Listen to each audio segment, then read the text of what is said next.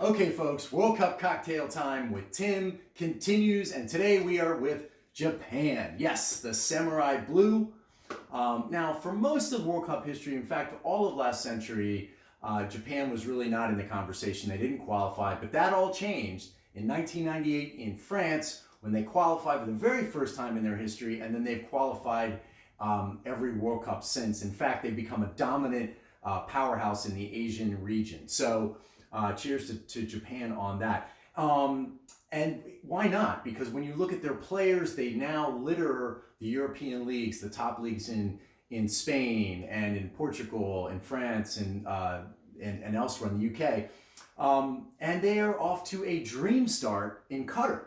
They beat Germany 2-1 in the opener, one of the biggest upsets out there. And their next game is against Costa Rica, and if they win that game, then they punch their ticket to the round of 16, something they've done twice already. So definitely a dangerous team with a lot of quality players. So we'll see how they do. Now, what do they drink in Japan? They drink a lot of different things, but one of the things they're famous for is Japanese whiskey.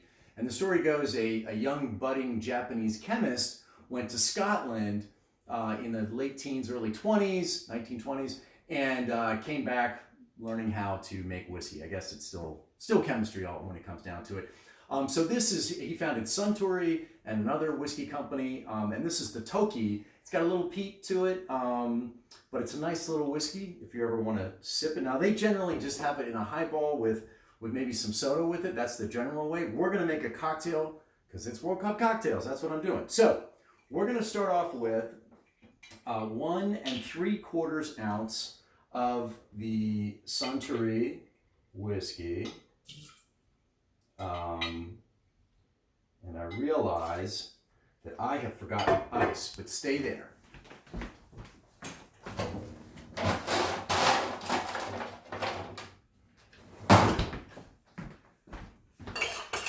Okay, that's what I'm doing. All right, so where are we? So we've started with the whiskey. Next, we're going to do 3/4 ounce of lemon juice. Now, you could use yuzu, but it makes it a little sweeter than I think we want. And then we're going to use 1/2 ounce of this maple syrup from Pennsylvania. Not Vermont, although use whatever you like. But use maple syrup, that's for sure.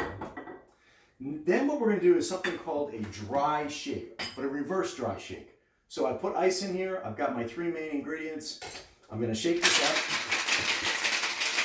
I'm going to do about 25 seconds. I'm going to get it nice and cold.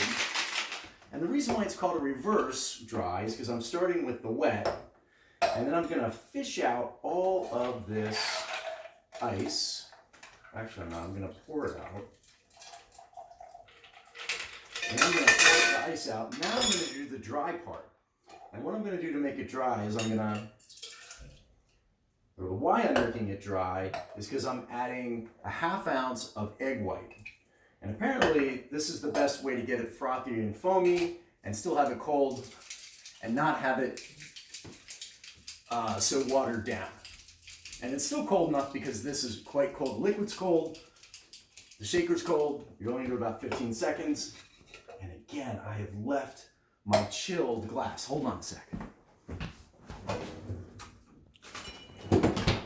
I really should have been more prepared for this one. Okay, so we